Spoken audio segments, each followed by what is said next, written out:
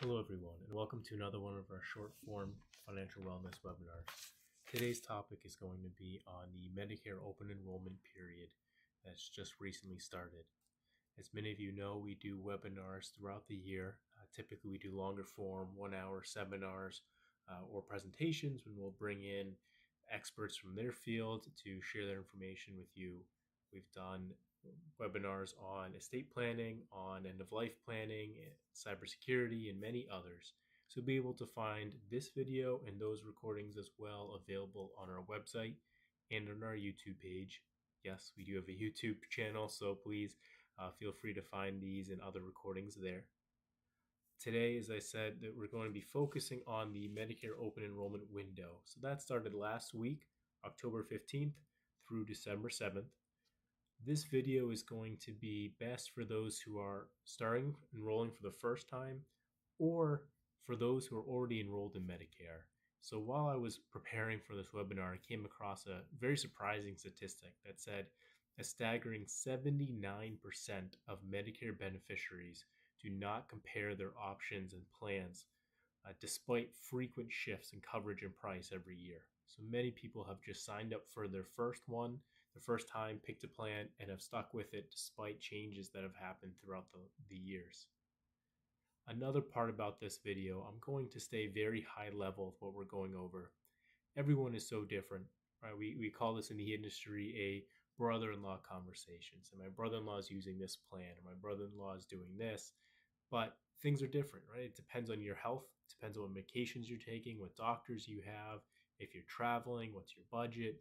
So there's so many differences. I would highly encourage you to reach out to a Medicare broker. These are typically agents who work with many different insurance companies, and they would be able to talk to you about all the different medical conditions, expenses that you may have, your budget, what doctors you want to visit, what diagnoses you may have, prescriptions, to help you figure out what's the best option for you. Medicare brokers, there's no additional cost for using them. They're paid through Medicare and through the premiums that are charged. So it's already factored in whether you use them or not, which is why I typically recommend that people do. You may have used one when you first signed up for Medicare, so please feel free to reach out to that person if you had a good experience. There's also many that we work with and have mutual clients with.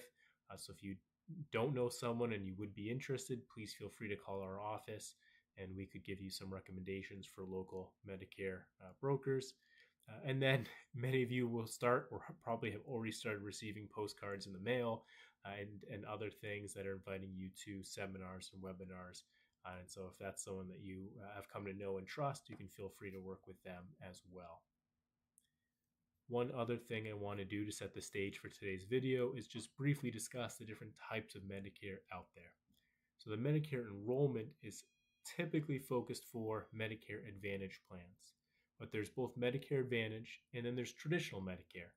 And so Medicare Advantage tends to encompass Parts A and B and Part D for drugs.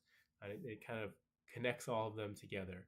It can also have other benefits to it that aren't normally covered by Medicare. So some big ones, it could have a vision portion, it could have a dental portion, and it could have a hearing aids portion.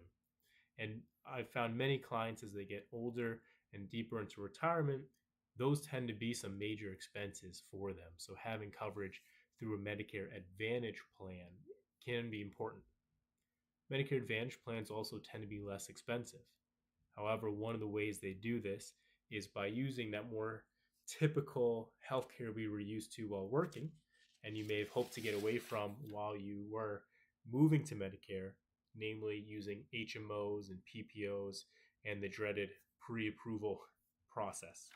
These are ways they're able to keep the cost for that down.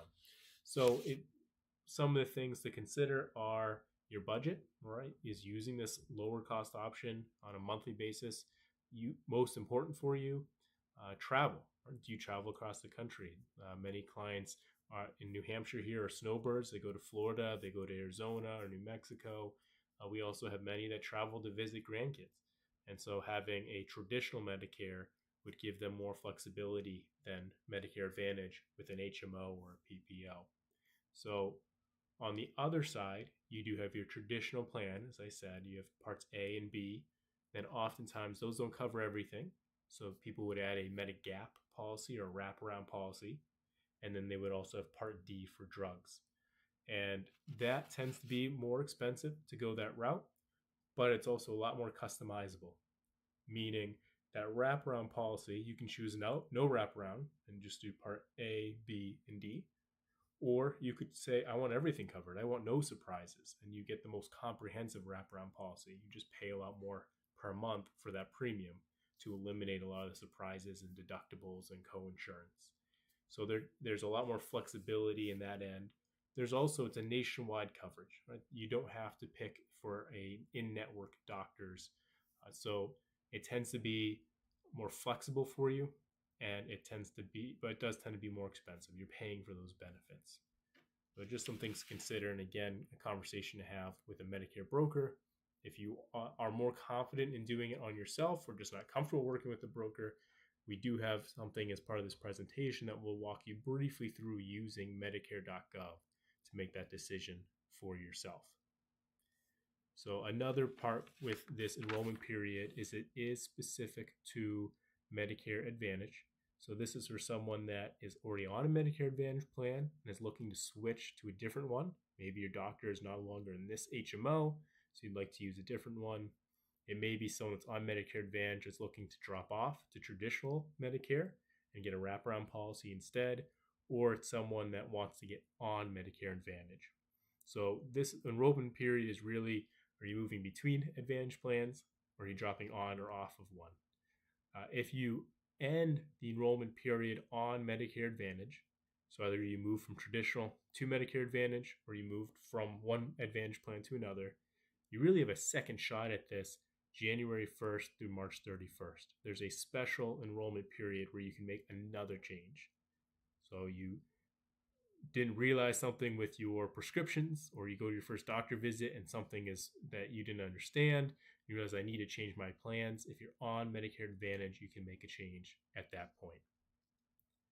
A few other things to be aware of when you talk to a Medicare broker, or if you're doing this yourself. There's been some slight changes to Medicare.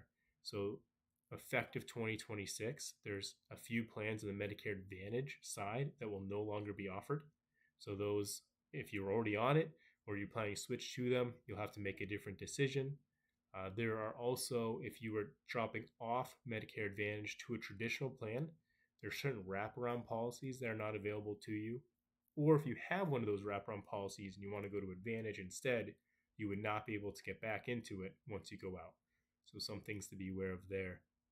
There's also a new option to start paying if you have a large copay or co-insurance from a prescription. You can actually spread that out and make monthly payments rather than a lump sum payment in the time in which you apply for that medication. So oftentimes if someone has a reoccurring medication they have to take every quarter, it might be a big bill every quarter. You can stretch that out over the policy year.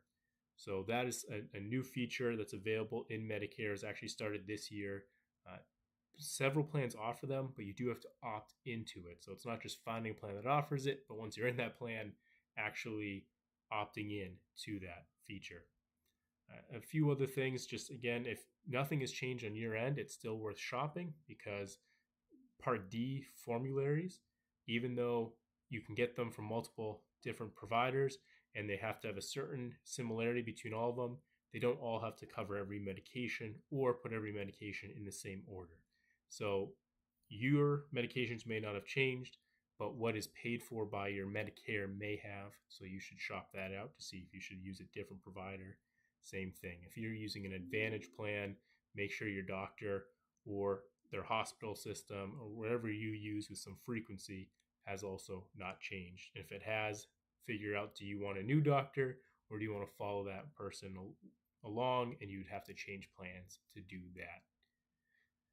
So as I said, I want to keep this short, I want to keep this high level, but if you do have any questions, please feel free to call our office.